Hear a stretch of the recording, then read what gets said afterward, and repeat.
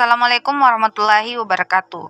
Perkenalkan, nama saya Rahmania dengan NIM H0320511 kelas pendidikan biologi C yang akan membahas 4 artikel ilmiah terkait hewan, jamur, tumbuhan, dan bakteri yang mengkaji hubungan organisme dan faktor lingkungannya.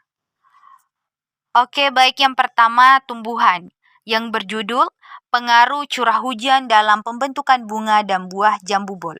Penulis Kuswandi DKK, nama jurnal budidaya pertanian, terakreditasi Ristekdikti peringkat Sinta 4.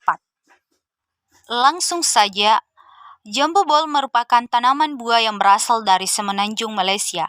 Tanaman ini merupakan tanaman memiliki daya adaptasi luas sehingga menyebar hampir ke seluruh dunia. Setiap tanaman memiliki periode yang berbeda-beda. Tanaman akan memasuki fase berbunga setelah melewati fase vegetatif. Berlangsungnya fase-fase tersebut sangat dipengaruhi oleh lingkungan sekitar, seperti lama penyinaran, suhu, dan kelembapan. Proses pembungaan dan tanaman berhubungan dengan berbagai kondisi lingkungan biotik dan abiotik. Faktor lingkungan tanaman akan mempengaruhi aktivitas fisiologi tanaman yang berdampak langsung terhadap fase-fase pertumbuhan dan perkembangan tanaman. Unsur iklim yang mempengaruhi proses fisiologi adalah cekaman abiotik seperti suhu udara, kelembapan udara, curah hujan, kekeringan panjang hari, dan intensitas cahaya. Pertumbuhan dan perkembangan tanaman dapat dilihat dari pola pertumbuhan tajuk, pertumbuhan akar, pembungaan, dan pembuahan. Faktor iklim yang mempengaruhi fenomena ini meliputi curah hujan, suhu, penyinaran, dan cekaman kekeringan. Berdasarkan pada artikel tersebut, dapat kita ketahui bahwa umur panen jambu bol dipengaruhi oleh suhu udara. Suhu udara yang tinggi dapat mempercepat panen pada jambu bol. Suhu juga mempengaruhi pembentukan warna merah pada buah. Umur panen jambu bol, koleksi Balitbu tropika hampir sama pada setiap periode panen. Hal ini diduga disebabkan karena rata-rata suhu maksimum dan minimum di Blatibus tropika hampir sama dari bulan ke bulan. Tingginya presentase bunga gugur pada periode pertama diduga berhubungan dengan kondisi iklim yang kurang mendukung pada saat itu, yaitu rendahnya intensitas curah hujan dan jumlah hari hujan, sehingga tanaman kekurangan air yang menyebabkan terganggunya proses fisiologi tanaman. Pengaruh lingkungan terlihat pada perbedaan ukuran buah pada masing-masing musim panen. Pertambahan ukuran buah yang meliputi bobot, diameter, dan panjang buah sangat dipengaruhi oleh ketersediaan cair. Curah hujan yang tinggi mampu menginduksi pertumbuhan tunas, jumlah daun, luas permukaan daun, fotosintesis, dan transpirasi, sehingga dapat meningkatkan produksi tanaman secara keseluruhan. Curah hujan yang berhubungan dengan ketersediaan air bagi tanaman memiliki peranan penting dalam peningkatan kandungan nutrisi dan kualitas tanaman. Kekurangan air dapat menyebabkan tanaman mengalami cekaman, bahkan kematian. Yang kedua, hewan yang berjudul Keanekaragaman Serangga di Kawasan LUPHK HTI PT Muara Sungai Landa Kabupaten Mempawah Kalimantan Barat. Penulis Riko Veridikus DKK. Nama jurnal Protobion Sinta 4. Serangga atau insekta merupakan kelas invertebrata yang dominan di permukaan bumi. Beberapa anggota dari serangga memiliki peranan yang menguntungkan maupun merugikan dalam kehidupan.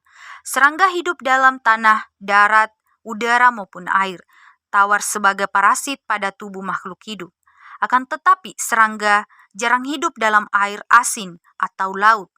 Faktor lingkungan merupakan faktor yang berhubungan dengan tempat hidup serangga. Keanekaragaman dan kelimpahan serangga secara umum akan ditentukan pula oleh faktor lingkungan. Setiap jenis serangga mempunyai kesesuaian terhadap lingkungan tertentu. Oleh karena itu, faktor fisik lingkungan terutama suhu dan kelembapan sangat berpengaruh terhadap keberadaan serangga. Kondisi lingkungan yang berbeda menyebabkan kelimpahan serangga. Tiap tipe habitat berbeda. Suhu berpengaruh terhadap aktivitas serangga, penyebaran geografis dan lokal, serta perkembangan. Kelembapan mempengaruhi penguapan cairan tubuh serangga dan pemilihan habitat yang cocok. Berdasarkan artikel tersebut dapat kita ketahui bahwa hubungan hewan serangga dengan faktor lingkungannya, di mana keanekaragaman serangga diketahui dengan menggunakan indeks keanekaragaman Shannon-Wiener. Indeks keanekaragaman dapat digunakan untuk menyatakan hubungan kelimpahan jenis dalam komunitas atau kekayaan jenis dan kesamaan jenis.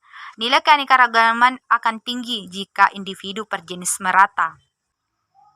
Perbedaan hasil keanekaragaman yang diperoleh diduga disebabkan oleh faktor umur tanaman akasia, keadaan cuaca saat pengambilan sampel, dalam keadaan habitat sekitar lahan. Keanekaragaman jenis tumbuhan pada suatu habitat akan mempengaruhi keanekaragaman jenis yang ada di dalamnya. Habitat yang lebih heterogen mampu memberikan niche yang lebih banyak sehingga mampu menopang jenis organisme yang lebih banyak pula. Habitat yang lebih beragam maka keanekaragaman jenis juga lebih tinggi. Kelimpahan individu dan kekayaan jenis serangga diperoleh pada tiap lokasi pengambilan sampel memiliki nilai yang berbeda. Perbedaan tersebut dapat disebabkan oleh faktor umur tanaman akasia, keadaan cuaca saat pengambilan sampel, dan karakter lokasi setiap stasiun. Hutan alam memiliki keanekaragaman habitat yang lebih bervariasi jika dibandingkan dengan habitat monokultur. Jenis tumbuhan yang terdapat pada hutan alam lebih heterogen. Hal ini menyebabkan keanekaragaman serangga pada hutan alam dapat lebih melimpah dan beragam dibanding dengan hutan yang memiliki habitat atau tumbuhan yang monokultur. Yang ketiga, jamur, yang berjudul Pengaruh Pupuk Organik dan Jarak Tanam Terhadap C Organik, populasi jamur tanah dan bobot kering akar serta hasil padi sawah pada Inceptiols Jatinangka, Sumedang. Penulis Adviani Ida DKK, nama jurnal Agroteknologi Research Journal, terakreditasi peringkat Sinta 3. Jamur atau cendawang adalah organisme yang termasuk ke dalam kingdom fungi dan tidak mempunyai klorofil sehingga bersifat heterotrof. Insektisol merupakan tanah yang belum matang, dengan perkembangan profil yang lebih lemah dibandingkan dengan tanah matang dan masih banyak menyerupai sifat bahan induknya. Penyebaran tanah insektisol di dunia diperkirakan sekitar 15,8% dari luas seluruh permukaan daratan. Di Indonesia, insektisol memiliki luasan sekitar 70,52 juta hektar atau 44,6% dari luas daratan yang ada.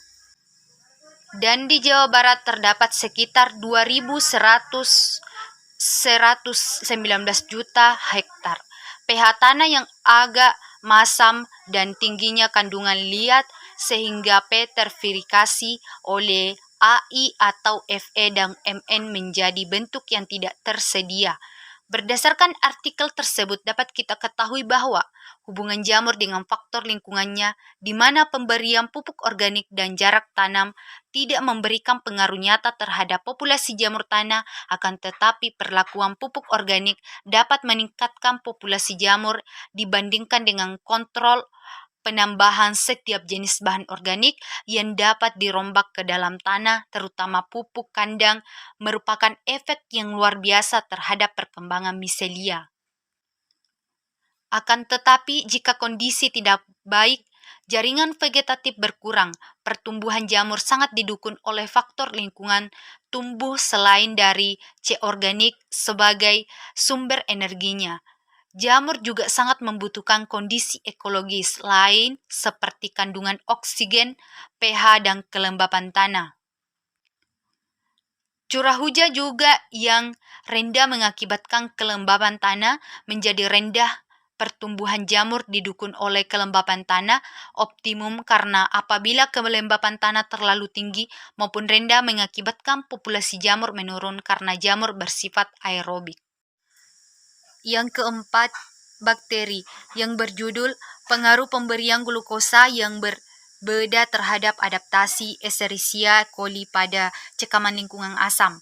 Penulis Yusuf MDKK.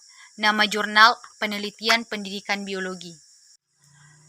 Setiap makhluk hidup membutuhkan makanan sebagai nutrisi untuk dapat bertahan hidup dan berkembang biak. Tidak terkecuali makhluk hidup bersel satu, yaitu bakteri. Perkembangbiakan bakteri adalah lingkungan optimal. Aktivitas bakteri secara signifikan dipengaruhi oleh faktor lingkungan, yaitu pH. pH adalah parameter untuk mengetahui intensitas tingkat kesamaan atau kebasaan dari suatu larutan yang dinyatakan dengan konsentrasi ion hidrogen terlarut. Bila pH lingkungan tidak sesuai untuk aktivitas bakteri secara optimal, maka bakteri tidak dapat melakukan metabolisme dengan baik.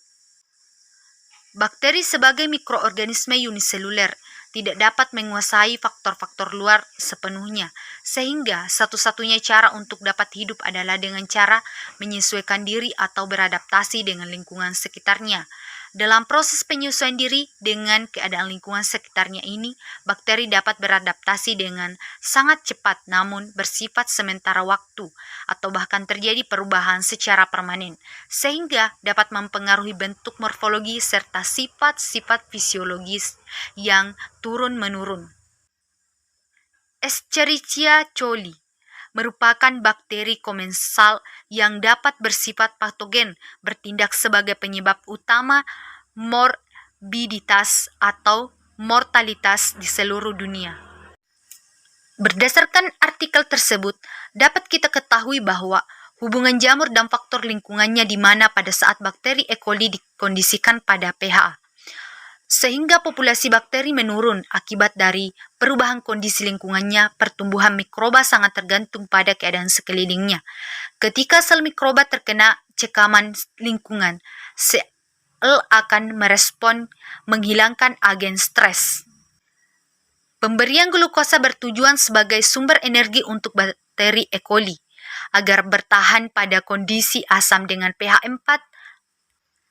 Glukosa merupakan sumber karbon pilihan untuk E. coli seperti banyak bakteri lainnya. Dengan berbagai cara, kemungkinan besar gen tertentu yang berkaitan dengan respons stres sel diekspresikan, akhirnya mengarah kepada produksi protein yang dikenal sebagai shock protein. Pemberian glukosa bertujuan sebagai sumber energi untuk bakteri E. coli agar bertahan pada kendali asam dengan pH 4. Glukosa merupakan sumber karbon pilihan untuk E. coli seperti banyak bakteri lainnya. Baik, terima kasih. Itulah tadi penjelasan dari saya. Saya mengucapkan wassalamualaikum warahmatullahi wabarakatuh dan terima kasih.